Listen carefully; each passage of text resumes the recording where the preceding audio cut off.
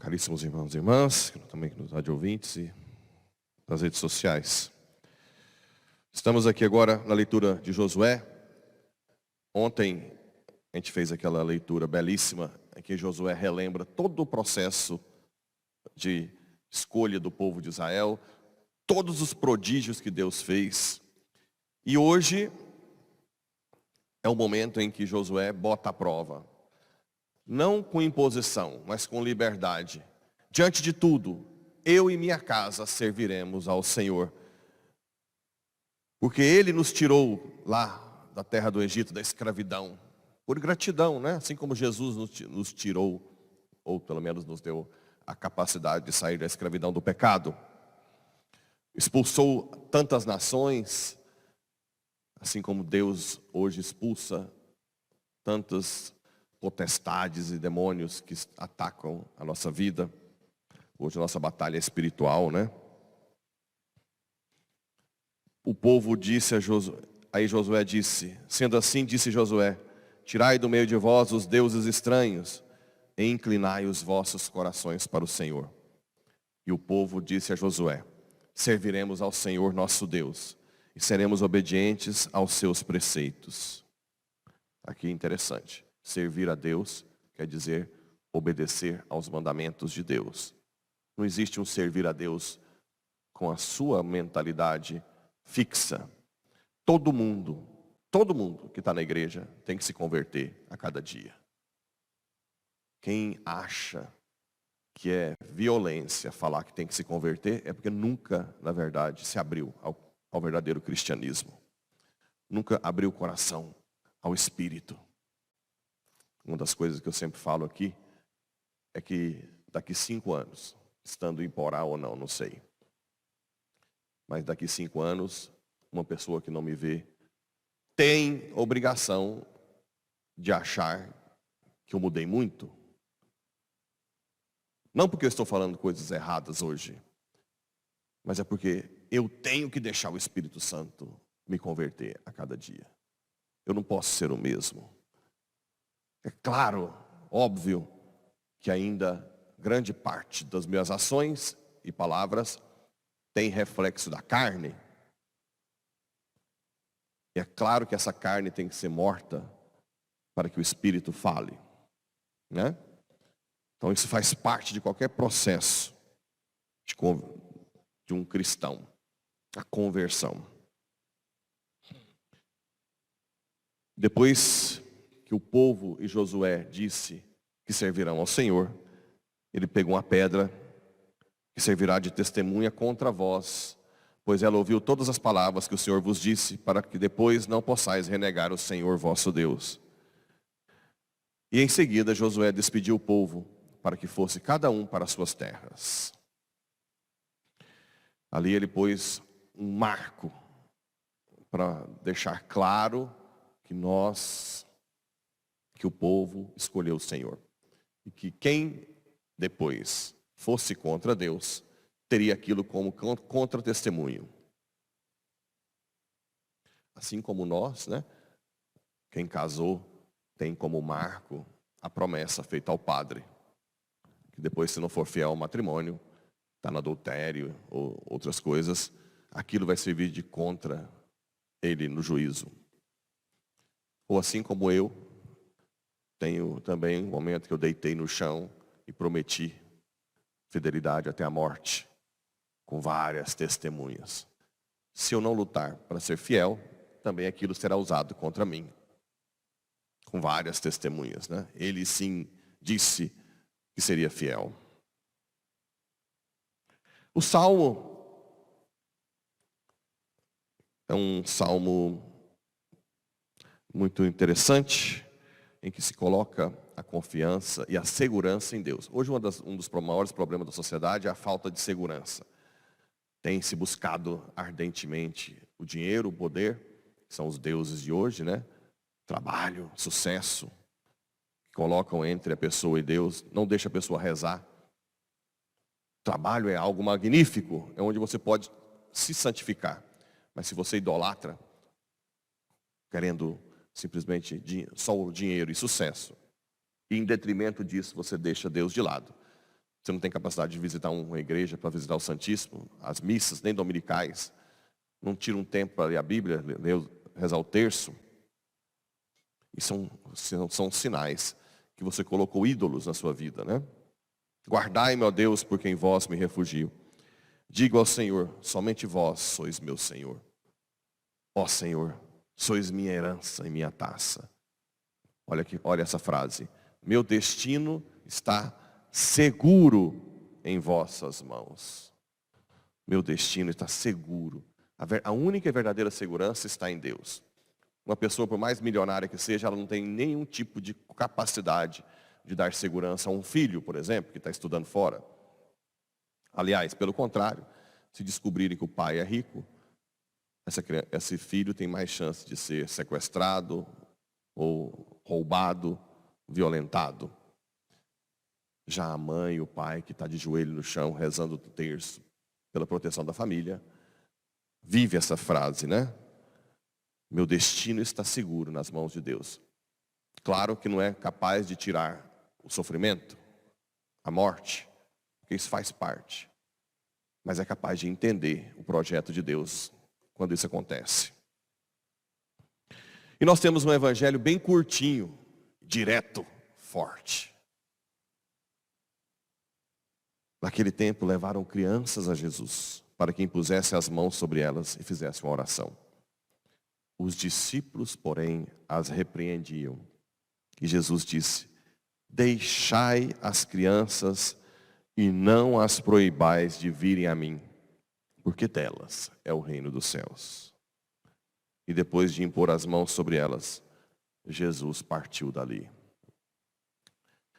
Nesse momento de ataque à família, onde o demônio tem mais investido no ataque às crianças. Nunca se atacou tantas crianças como hoje. Só de aborto no mundo, com subnotificação, são em torno de 50 milhões de crianças mortas por ano.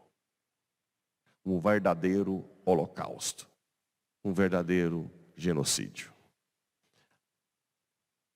Uma vez um amigo meu disse, ele é médico, convertendo, e um dia, ele é muito sensível, e ele um dia me disse assim, já posso imaginar, se um dia eu entrar no céu, o primeiro coro que nós ouviremos de cantar são das crianças abortadas. Só que as mesmas crianças que cantam para Deus, pedem justiça do sangue derramado. Hoje nós temos todos os tipos de ataques, né? Ideologia de gênero, que não tem nada a ver com preconceito, é algo assustador. É você tirar a identidade da criança. Uma das coisas que o demônio sabe, que faz com que nós tenhamos a força de ser santo, é a nossa identidade, né? Essa identidade de filho de Deus, a natureza recebida. Então, quando você infunde uma ideologia dessa na criança, você deixa ela totalmente insegura, sem chão. A sexualização precoce. A criança naturalmente é pura. E assim como o demônio sabe disso, ontem eu fui celebrar na zona rural e tinha ali 2 crianças novas. Tem um rapaz que é o caseiro, 2 criancinhas. Eu disse, quem são essas crianças? Não, o pai foi preso e a mãe não é drogada. E a gente trouxe para cuidar. Meu cunhado foi preso. E uma das crianças, eu nunca tinha visto quase um padre. O que você é? Você é Jesus? Olha a pureza. Depois que eu estava paramentado, né? Falei, não, eu sou padre. Eu achei que fosse Jesus. Falei, não, mas é Jesus, representa Jesus. Agora imagina esses crápulas que tentam a todo tempo manchar as crianças. E algumas vezes usando a educação, infelizmente alguns professores que entram nessa onda, né? É assustador de saber. Graças a Deus, A maioria ainda não. Ontem mesmo estava na escola, uma reunião de professores, e a grande maioria buscando realmente as coisas do alto. Imagino quanto bem pode fazer um professor, já que muitas crianças não têm uma família estruturada. Basta que um professor fala que Deus a ama, já é um consolo para que ela não recebe amor de pai nem de mãe. Olha o quanto bem, imagina quanto deve ser retribuído um professor que faz isso. Além de, e não precisa ficar achando, não, mas não é a minha função. É sim, você é cristão, né? Além de ensinar a verdade, não ideologias, você tem que também levar a palavra, o amor de Deus. Só com o olhar, impor as mãos sobre os alunos, orar com eles, né? Jesus disse que quem escandalizar um pequenino, que é levar ao erro, esses políticos aí, esses partidos que estão cada vez mais, vocês podem pesquisar, viu, cristãos? Pesquisem quais são os partidos que estão apoiando aborto, ideologia de gênero, problema de divórcio, contra o matrimônio. E aí daqueles que também apoiam esses partidos, independente do que eles estão apoiando. A guerra é contínua. A guerra é contínua. Jesus disse, quem escandalizar um dos pequeninos, é melhor amarrar uma pedra no pescoço e se jogar ao mar. Eu digo sempre que julgamento de padre é terrível. E é. Meu julgamento vai ser pior. Mas julgamento de quem tocou, induziu ao erro, manipulou, levou à sexualização ou matou uma criança no ventre, é um julgamento aterrorizante. Não façam isso. Não façam isso. E, para terminar, hoje é sábado, dá para falar um pouco mais. Vou falar de São Maximiliano Kolbe, que deu a vida pelo pai de família. Ele estava tinha havido uma fuga no campo de concentração. E quando alguém foge, se punia escolhendo, não sei se eram uns 10, para morrer. Nesse dia ia morrer de fome e sede. Eu visitei a cela que ele morreu, uma cela fechada, de ferro, trancava ali e morria sem comer e sem beber. E quando foi escolhido o pai de família, ele começou a gritar e dizia que tinha filhos.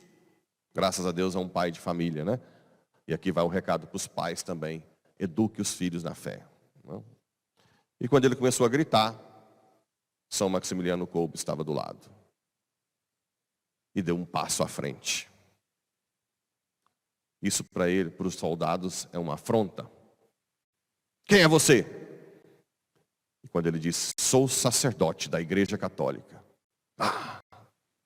Um prato cheio. E eu quero ficar no lugar do pai de família. Escolheram São Maximiliano Kolbe e pouparam o pai de família, que depois estava, inclusive sobreviveu ao campo de concentração. Sempre foi muito devoto a São Maximiliano Kolbe. Ficou por 2 semanas, foi o último a morrer, não morreu, foi feita uma injeção letal para ele morrer. O mais bonito de tudo, eu conto essa história sempre, é que na infância, Nossa Senhora tinha aparecido para ele e mostrou 2 coroas, uma vermelha e uma branca. E dizia para ele, qual das 2 você quer? A do martírio ou a da pureza? E ele olhou e disse, quero as 2. Nossa Senhora juntou as 2 coroas e entregou para ele. Naquela época, quando a igreja ia canonizar, se discutia se o santo era mártir ou não. E o primeiro papa, não sei se foi Pio XII, não lembro qual foi o primeiro papa que beatificou ou Paulo VI mesmo, começou a discussão se ele era Marte. E venceu que não, porque Marte é aquele que morre em nome de Jesus. E ele morreu por um pai de família. Então, na Praça de São Pedro, todo mundo estava esperando ansiosamente como entrariam os cardeais, porque quando é Marte, entra de vermelho, quando é, né, na pureza, aí entraram todos de branco. Fizeram a beatificação, ele não como Marte. Quando chegou João Paulo II, teve o milagre de canonização, e João Paulo II reacendeu a discussão e disse: como assim? Se ele deu a vida por um pai de família, ele deu a vida pelo amor, por amor. Se o amor é Cristo, ele deu a vida por Cristo. Os cardeais apoiaram, e na Praça de São Pedro, na hora da canonização, todos entram de vermelho. A coroa branca e a coroa vermelha. Olha que história espetacular. Sem contar que ele era um grande mariano, fundador da milícia da Imaculada, né? O ofício da Imaculada, então, ele rezava, hoje nós temos depois da missa. Realmente mostra que Deus tira um grande bem de um grande mal, como o nazismo, campo de concentração. Vamos pedir que Nossa Senhora, aquela ali, nos dê pelo menos uma das coroas, ou da pureza, ou a do martírio. Mas que ninguém de nós estejamos fora. E eu espero que quem me ouve não seja condenado pelo sangue das crianças que morrem no aborto, ou pelo desvio da verdade, né? Mas que sejam exaltados pelas crianças. Imagina, os pais de família, os sacerdotes, os professores que levaram as crianças para Deus. Imagina todos do céu, ouvindo esse coro celestial das crianças, exaltando a cada um, enquanto entra naquele momento, naquele espaço preparado para nós, desde a eternidade. Deve ser algo espetacular, né? Venha, queridos, que lutaram pela vida, pela pureza, pelo amor.